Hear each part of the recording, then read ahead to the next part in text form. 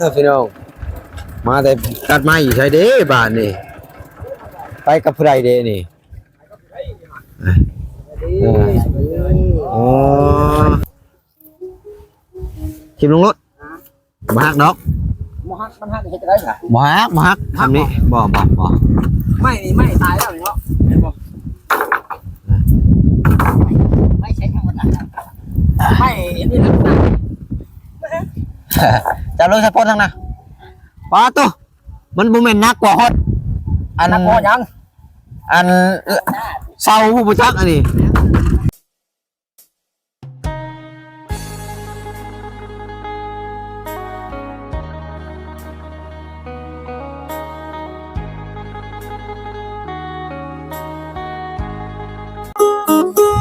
เราจะไปซื้อในสาขามันก็ไม่ก่อนเนี่ยอย่าถึงว่ามันกล้าเข้ามาเลยครับผมเบิ่งใครสิลองเฮ็ดแล้วจังหวะมันเข้ากันเนาะ3อย่างมันเข้ากันเนาะพี่น้องเนาะเข้ากันเด้อเข้ากันเนาะไปคนละทางนี่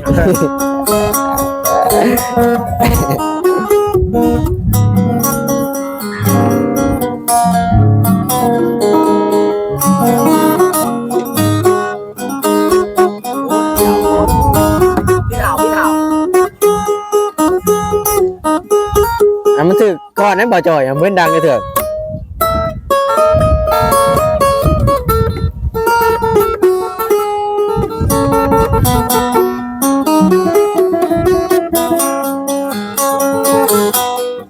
บ่เป็นประตูบ่เป็น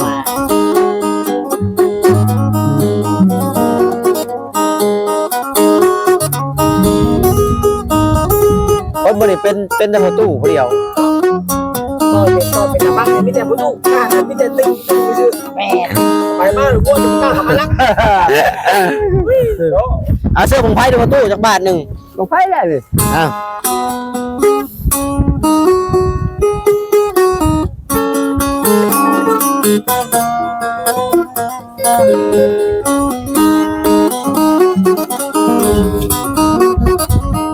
หวานแล้วลงไพ่บ่เงาเลยมาหาประตูโจยนี่ไม่ได้เงาเลยพี่น้องเลย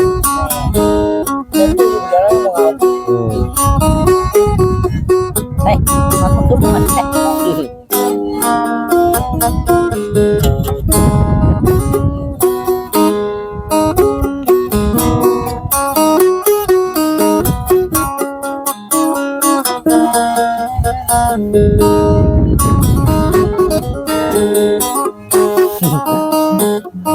มือกีตาร์กันนะเว้ย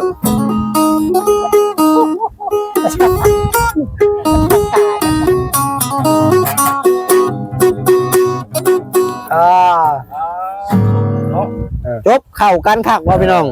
เข้ากันปันพี่กับคุยคุยพี่น้องกันปันมวนลายโอ้ยไม่ทราบว่าเอ็นดึงจักมันยัง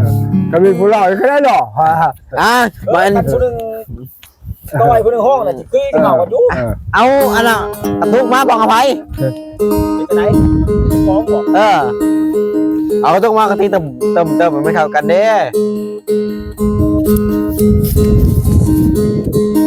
ไปหากระตุกกันเด้อพี่น้องเด้อหาใช้กระตุกเนาะเดี๋ยวนี้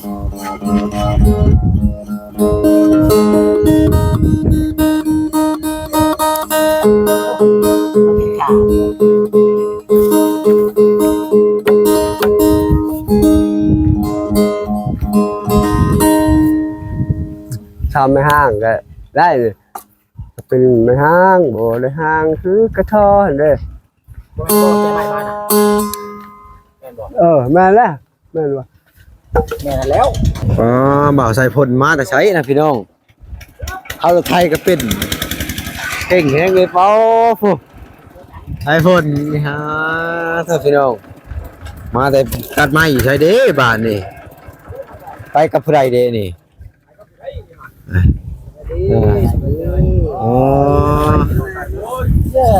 ตัดกระเพาะน้องชายพลเนี่ยตัดผู้เดียวโอ้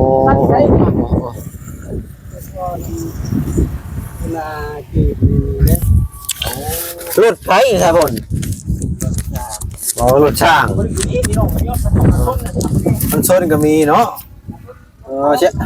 เจียวลงเลยบ่นี่ฮะแล้วจะลงซอยนี่พี่น้องเขาไม่ลงซอยชายพลก่อนไม่ลงซอยชายพลก่อนที่ตั้งเช้ามือได้ดิเนี่ยมืออื่นเลยบ่โอ้ชายพลมันจะตั้งมืออื่นเนาะพี่น้อง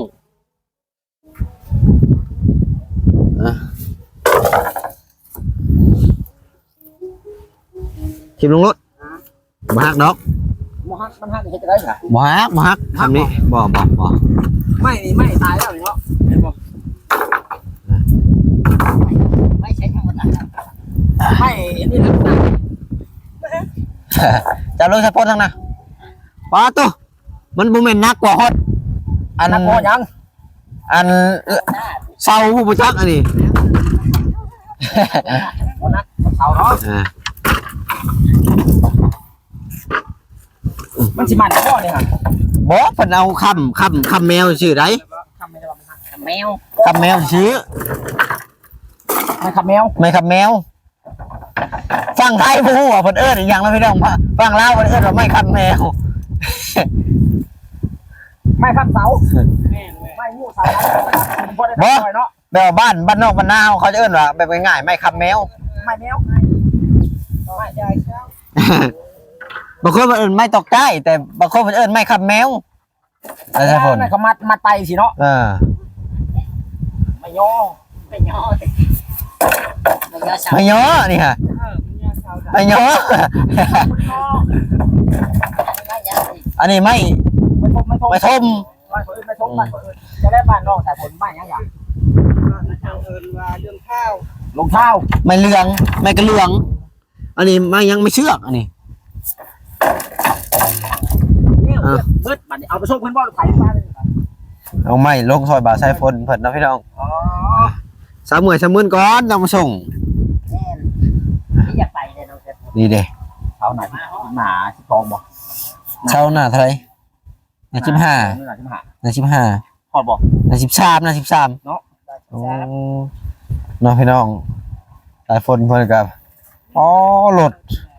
มื้อแรกนี่นอนค้างคืนที่มื้อแรกนี่แก้ตู้ไปแล้วไปแม่นแล้วมาซ่อมเต้นมื้อแรกนี่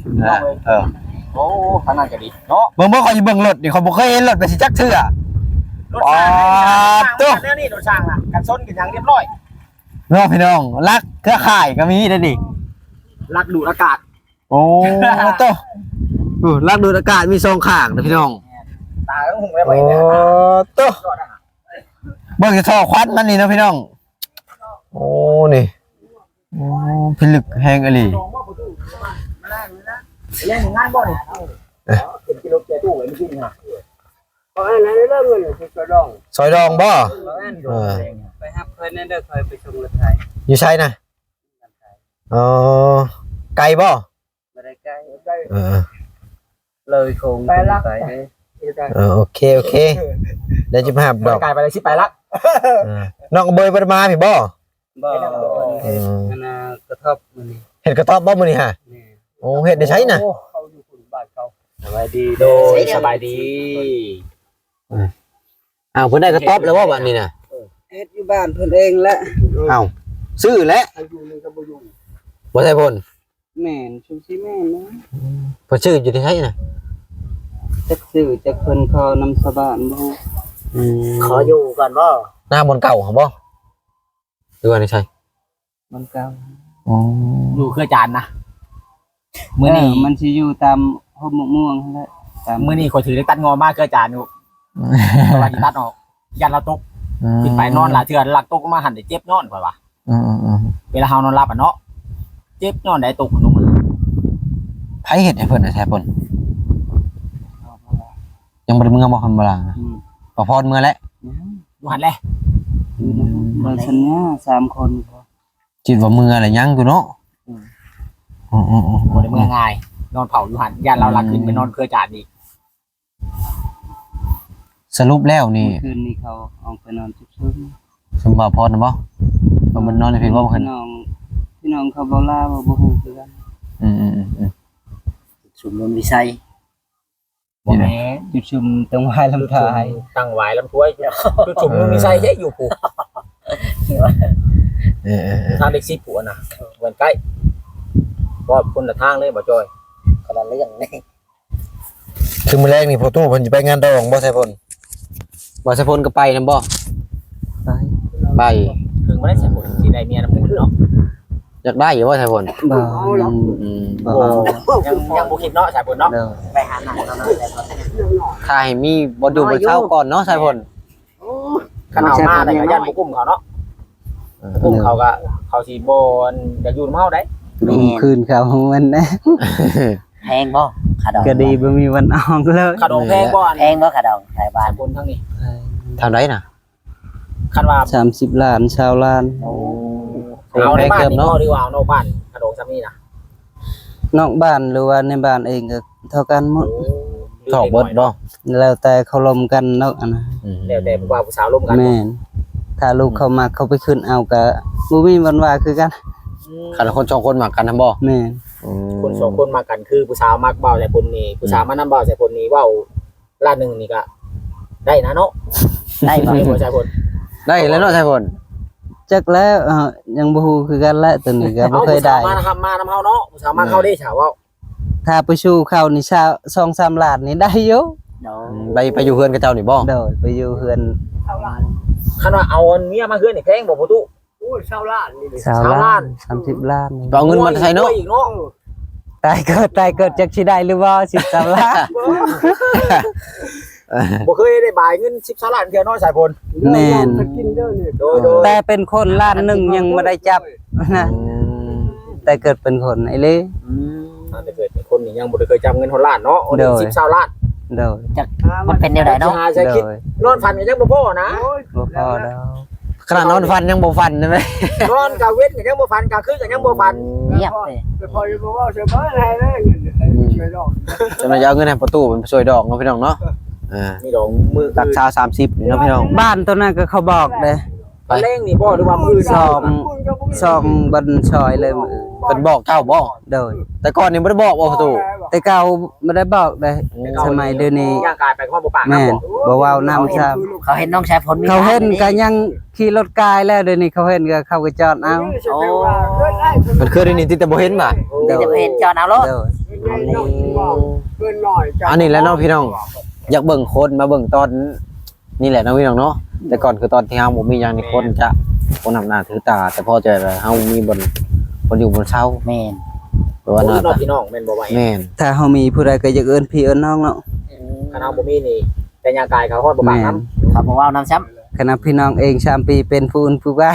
ำ พี่น้องว่าแหวเลย แม่นและ ำเพราะอันบุหานเพิ่นจึงว่าทุกเพิ่นบ่ว่าดีมีเพิ่นจึงว่าพี่น้องเนาะ แม่นแม่น ลูกป้าจังว่าร้านก็มี แม่นแม่น ผู้นั้นก็ร้านข่อยผู้นี้ก็ร้านข่อย ถูก คันบ่มีนี่โอ้ยย่างกาย ถู ก็ กต้องอยู่ ร้านก็ บ่ บ่จัก ไกลย่านหลานห้องใจ ลานก็บ่ฮู้แล้วบ่รู้จักแล้ว แต่ก่อนจะมีไผมาเนาะใช่พลเฮือนนี่เนาะ โดย คุมื้อนี่มีคนมาหลายบ่ โดย มื้อนี่มีแต่ผู้นั้นมาคนนี้มา โดย จะได้ เขามาเล่นกับบ่เฮิงมาเล่นบ่ฮอดชั่วโมงดอกก็เขามือ ใครก็เก่าอยู่เนาะ โดย ใครบ่มีผู้มานั่งดินนั่งเว้าคือแต่เก่าอยู่ ตะกี้นี่บ่มีครับ โอ้ยแตะกี้บ่มีเดี๋ยวนี้บ้านอื่นมาก็เขามาบอกดองคือเมื่อกี้นี้แถวบ้านนาทองเขามาหาพ่อบ่ได้พ่อลาวแล้วก็พ่อคอยอยู่ในเฮือนเขาบอกนำคอย ฝากไว้กับเจ้า โดยบอกผักเอาไว้นำคอย หน้าทองบ้านน้องอเบยผู้บ่ แม่นแม่น โอ้ยังไงสิพอตู้เฮ็ดจังไดไปบ้านนี่ ผักนำเขาก็ได้ อืม บอกผักนำคนตามบ้านนี่ Bữa phun hiểu vâng có tại gì mà ดองแมลงนี้ mà đang อืม เขาคิด vâng chẳng hạn มื้อนะฮะ rồi แมลงต่างหาก mới đây chẳng hạn มื้อแรงเขางั้นมื้ออื่นเขากินนะ แปลว่าเฮาซอยเงินนี่ซอยมื้ออื่นบ่ได้ซอยแมลงนี่พ่อตู่ sao nó mới đây ถ้าว่าช่อยมื้อแรงมื้ออื่นก็บ่ได้ช่อยหยัง này cái kia là cả má อะไร phải non มัน hơn เป็นแบบนั้นในบ้านข่อย เขาหลับแล้วก็ ถ้าช่อยตอนกลางคืนก็ได้ตอนเช้าก็ได้นะก็บ่ได้ว่าหยัง บ่ยันว่าเพิ่นหาไปกลางคืนบางคน บางบ้านเพิ่นก็จะหาแต่ พอ ว่า แล้ว ไปชดน้ำเช้าเนาะ แมลงเขาก็ให้ไปงั้น บางคนเพิ่นก็บ่ได้ออกไปขบไปงานเด้ แมลงนี่ให้ไปงั้นเด้อเขาว่าลายปืนเนี่ยก็ให้ ถ้าจักซอยตอนเช้าก็ผูกแขนเลยก็ได้ แขนลูกแขนหลาน เนี่ยร้านนี่แหละตอนเช้าจะผูกได้ชายพันกับบ่คือคือหลายเลยหรอก ต้องผูกใช้เงินแน่5,000หรือ10,000ว่า บ้านนอกบ้านนา5,000 10,000เนาะ พอบ่มี คือเฮาบ่มีเนาะ พอบ่มีก็มีแต่นักเรียน เฮาใช้ทำซ้ำเฮาได้หั่นแหละจ้ะว่า 20 30ก็ได้ โดย ถ้าเฮามี 5,000สิก็ได้ เฮาบ่มี1,000 2,000ก็ยังเขาบ่ว่าหยังได้ พอมีอยู่มีแต่นักเรียนอยู่ ก็ยังใครกว่าแต่ก่อนเนาะพ่อตู่เนาะ โดย แต่ก่อนนี่โอ้ยป้า โอ้ย แต่ก่อนนี่บ่ได้ เขาบ่ได้บอกได้ว่าหันได้ อืม เหมือนว่าเขาบอกก็บ่มีหยังเฮาไปซอยก็แม่นความเพิ่นอยู่กับแม่นเพิ่นบอก แม่นบ่บอกดีกว่าบอกก็บ่มีหยังหั่นนะ มีหยังพ่อมันตาบอดแหม บอกก็บอกไปละล่ะหั่นนะบ่มีเหตุผลหยังบ่มีหยังนะ คือทางประตูไปบ่ได้เวทงตอนนั้นเนาะ โดย เพิ่นก็เลยบ่บอก บ่บอกแต่ว่าเพิ่นบอกอยู่แม่นเพิ่นสั่งที่บ่แม่น เพิ่นบ่ได้ช่างแต่ว่า เขาเบิ่งลักษณะเฮามันบ่มีหยังหั่นนะ แต่บ่บอกคนทาง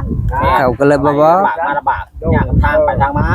คนเดี๋ยวนี้เจ้าตาแจ้งเขาก็บอกแล้วว่าการเป็นสถานเพิ่นก็ให้ดูให้แจ้งลูกเอ้ยได้เงินเพิ่นก็ทุกคนให้เพิ่นรับรู้ว่าเพิ่นก็เพิ่นรับได้เงินหมื่นนั่นสิได้เงินแสนโหลดจ้าทุกมากอ่ะอันดีๆมีแห้งตลอดปลอดภัยไปเงินจังใจอันดีๆมีแห้งถือลูก6โต สาธุถึกเลขนี่สาธุถึกเลขนะพี่น้องต้องเอาถึกเลข คือ ก่อน ถืออยู่บ่ บ่เอ็นนะบ่ แม่น ซื้อจากว่าครูงวดไปเลย คือถืออยู่บ่ ตัวหนึ่งก็บ่ถือ ใช่ว่าเขาว่ามันไปเอาประกอบรถเขาเอาเบาหันเพราะว่า เบาจิต บ่จิต เบาตา อืม แปลว่ามันได้ คู่กรณีได้ฮอด20กว่าล้านพุ่นน่ะถึง200,000 เพื่อนก็เล่ากับบริจิตนากันได้เนาะ นี่ เพื่อนละสว่างจัง เล่านั่นช่วยพร้อมเฮงนำ โอ้ สุชการเพื่อนก็สรุปแล้วเราก็เอาเงินส่วนนั้นมาเสียให้บ่จิตเนาะ แม่น โน่ละคือจะวิเคราะห์เลยว่าเพื่อนมาใช้ได้ว่าที่สันละหน่วย น้องเบิ่งติดตามเบิ่ง YouTube นะเห็นเมียเราให้อยู่แล้วล่ะ นี่ละให้ บ่จิต ของแนวแบบชนแล้วก็หนีนะบ่ แม้ว่าเขาพบเนาะเขาไล่ทันอยู่ซีโนบ่ได้ยินเขาว่า บ้านอยู่ทางแยกเข้าบ้าน ว่า ทางเขา บันเดือเนาะ แม่นทางแยกเข้าบ้านเดือ เขาอยู่เมื่อบ่ายเลยเนาะ เขาเล่นเขามาเมืองไปได้ เขาคิดว่าเขาสิจอดเนาะแต่จริงเขาบ่ได้จอดเขาแล่นไปเลยเนาะ แม่ เขาชนแล้วเขาไปเลยนะ มั่วเลยเนาะมันมั่วเลย เราจิตกะตอนนั้นเราว่าค่อยคิดยังบ่ออกเลยนะว่าสิโทรหาเพิ่นน่ะเพิ่นนี่ก็บ่ฮู้จักหยังเลยว่าคิดบ่ออกเลยนะ มันตกใจมันหูมันดับเบิดนะพี่น้อง มันหูดับเด้ มันแปลว่าแบบเฮาตั้ง สติบ่ทันได้ เฮาตั้งสติบ่ได้เนาะมันคิดยังบ่ออกได้ช่วงน่ะมันกำลังชุลมุนนะสติเฮามันบ่อยากอยู่กับ คนมันขาดสติเลยเนาะ แม่น เป็นตามือตามัวเลยได้ เราก็ว่าจิตนาจิตตำเนาะเห็นแล้วมันผ่านมาเลยคันว่าจิตนาหันบ่มี มัน เงิน พ ใส่ ลาด เลย แล้วเฮ็ดได้เนาะ เนี่ยมันผิดพลาดเฮ็ดได้เนาะ บ่ได้เสียหายเลยอันนี้ดีใจงูน้องครูอ้าว เรามาเสียวานนี่ โดย ที่ว่าสิมาคันว่าบ่ได้สิมาครบเมื่อขายกล้วยก่อนเราอ่ะว่าสิได้ขายกล้วยแล้วรถไปซื้อเลข น่ะ ซื้อเลข ชื่อสับ ถือปอง น่ะ 164บ่ น่ะ